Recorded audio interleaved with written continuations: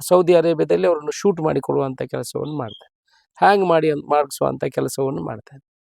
ಇಲ್ಲಿ ನಮ್ಮ ದೇಶದಲ್ಲಿ ಏನಾಗಿದೆ ಅಂತ ಹೇಳಿದ್ರೆ, ಮೊನ್ನೆ ತಾನೇ ಬಂಟ್ವಾಳ KSRTC ಬಸ್ ನಿಲ್ದಾಣದಲ್ಲಿ ಕೊಳೆಯಾದಂಥ ಲಾವಣ್ಯ ಎಂಬ ಹುಡುಗಿಯ ಮನೆಗೆ ಇವತ್ತು ಭೇಟಿಯನ್ನು ಕೊಟ್ಟಿದ್ದೇನೆ. ಕಕ್ಕೆ ಪದವಿನಲ್ಲಿರುವಂಥ ಅವರ ಮನೆ ಒಂದು ಸಾಮಾನ್ಯ ವರ್ಗದ ಒಂದು ಅತ್ಯಂತ ಕಷ್ಟದಿಂದ ಕೃಷಿ ಮಾಡಿ ಜೀವನ ಮಾಡ್ತಿರುವಂಥ, ಯಾರ ತಂಟೆಗೆ ಹೋಗದಂಥ ಒಂದು ಕುಟುಂಬ. ಅವರ ಮನೆಗೆ ಹೋದಾಗ ಗೊತ್ತಾಗ್ತದೆ ಆ ಲಕ್ಷಣಗಳೆಲ್ಲ.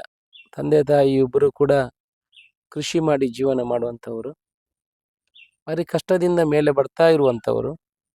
3 ಮಕ್ಕಳಿಗೆ ವಿದ್ಯಾಭ್ಯಾಸ, ಹೆಣ್ಣು ಮಕ್ಕಳು 3 ಕೂಡ, ಅವರಿಗೆ ವಿದ್ಯಾಭ್ಯಾಸವನ್ನು ಕಲಿಸಿ ಅವರ ಸ್ವಂತ ಕಾಲಿನ ಮೇಲೆ ಅವರು ನಿಲ್ಲಬೇಕು, ಆ ದೃಷ್ಟಿಕೋನ ಹಿಡ್ಕೊಂಡು ಕಷ್ಟದಿಂದ ಜೀವನ ಮಾಡಿಕೊಂಡು ಬಂದಂಥ ಒಂದು ಹುಡುಗಿ ಅನ್ಯಾಯವಾಗಿ ಜೀವವನ್ನು ಕಳ್ಕೊಳ್ಳುವಂಥ ಪರಿಸ್ಥಿತಿ ನಿರ್ಮಾಣ ಆಯಿತು.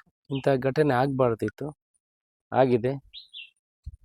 ನಾವು ಜನಪ್ರತಿನಿಧಿಗಳಿದ್ದೇವೆ, ನಾವೆಲ್ಲ ರಾಜ್ಯ ಸರ್ಕಾರದಿಂದ ಕೇಂದ್ರ ಸರ್ಕಾರಕ್ಕೆ, ಎಲ್ಲ ಸರ್ಕಾರಕ್ಕೆ, ರಾಜ್ಯ ಸರ್ಕಾರ ಮತ್ತು ಕೇಂದ್ರ ಸರ್ಕಾರ ಇಬ್ಬರು ಸೇರಿ ದೇಶದಲ್ಲಿಯೂ ಕೂಡ ಕಠಿಣವಾದ ಕಾನೂನನ್ನು ತರುವಂಥ ಅವಶ್ಯಕತೆ ಇದೆ ಅಂತ ನನ್ನ ಅನಿಸಿಕೆ. ಇಂಥ ಹಲವಾರು ನಿದರ್ಶನಗಳು ಈ ಹಿಂದೆ ಕೂಡ ಆಗಿದೆ. ಈ ಹಿಂದೆ ಸ್ಟೇಷನ್ನ ಎದುರುಗಡೆನೆ ಒಂದು ಕೊಲೆ ಮಾಡಿದಂಥ ಸನ್ನಿವೇಶ ಕೂಡ ಆಗಿತ್ತು. ಅದರಿಂದ ಇಂಥ ಸನ್ನಿವೇಶಗಳು ಮರುಕಳಿಸಬಾರ್ದು, ಕಠಿಣವಾದ ಕಾನೂನುಗಳನ್ನು ತರುವಂಥ ಕೆಲಸಗಳು ಆಗಬೇಕು. ಇನ್ನು ಮುಂದೆ ಯಾವುದೇ ಹುಡುಗಿರು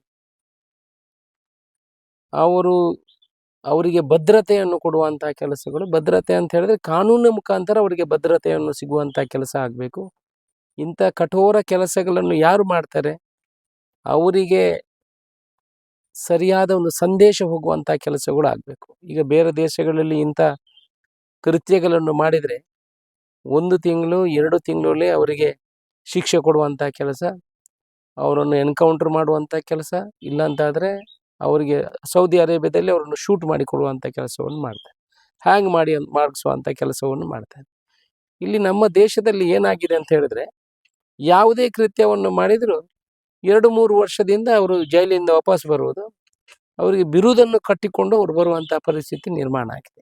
ಇದಕ್ಕೆ ಕಠಿಣವಾದ ಕಾನೂನನ್ನೇ ನಾವು ಎಲ್ಲ ಕೇಂದ್ರ ಸರ್ಕಾರ ಮತ್ತು ರಾಜ್ಯ ಸರ್ಕಾರ ಸೇರಿ ಮಾಡಿ ಶಾಶ್ವತವಾದ ಪರಿಹಾರವನ್ನು ಕೊಡುವಂಥ ಕೆಲಸವನ್ನು ಮಾಡಬೇಕು. ಇವತ್ತು ಆ ಕುಟುಂಬಕ್ಕೆ ನಾವು ಏನು ಮಾಡಬೇಕು ಅಂತ ನಮಗೆ ಗೊತ್ತಿಲ್ಲ. ನಾನು ಮುಖ್ಯಮಂತ್ರಿಯವರ ಹತ್ರ, ನಾನು UT ಖಾದರ್ ಅವರು ಮುಖ್ಯಮಂತ್ರಿಯವರ ಹತ್ರ ಮಾತಾಡಿ ಅದಕ್ಕೆ ಅವರಿಗೆ ಯಾವ ರೀತಿಯಲ್ಲಿ ನಾವು ಸ್ಪಂದನೆ ಮಾಡ್ಬೋದು ಸರ್ಕಾರದ ಮುಖಾಂತರ, ಆ ಪ್ರಕಾರ ಅದನ್ನು ಕೂಡ ಚರ್ಚೆ ಮಾಡಿ ಮುಂದಿನ ದಿವಸದಲ್ಲಿ ನಿರ್ಧಾರವನ್ನು ತಗೊಳ್ತೇವೆ. ಅವರಿಗೆ ಸಮಾಧಾನವನ್ನು ಹೇಳುವಂಥ ಕೆಲಸವನ್ನು ಮಾಡಿ ಬಂದಿದ್ದೇವೆ. ತುಂಬ ನೋವಾಗಿದೆ. ಇಂಥ ಘಟನೆಗಳು ಖಂಡಿತ ನಮ್ಮ ದಕ್ಷಿಣ ಕನ್ನಡ ಅಲ್ಲ, ಯಾವುದೇ ಭಾಗದಲ್ಲಿ ಮರುಕಳಿಸಬಾರ್ದು ಅಂತ ನಾನು ಜನರಲ್ಲಿ ಮರುಕಳಿಸಬಾರ್ದು.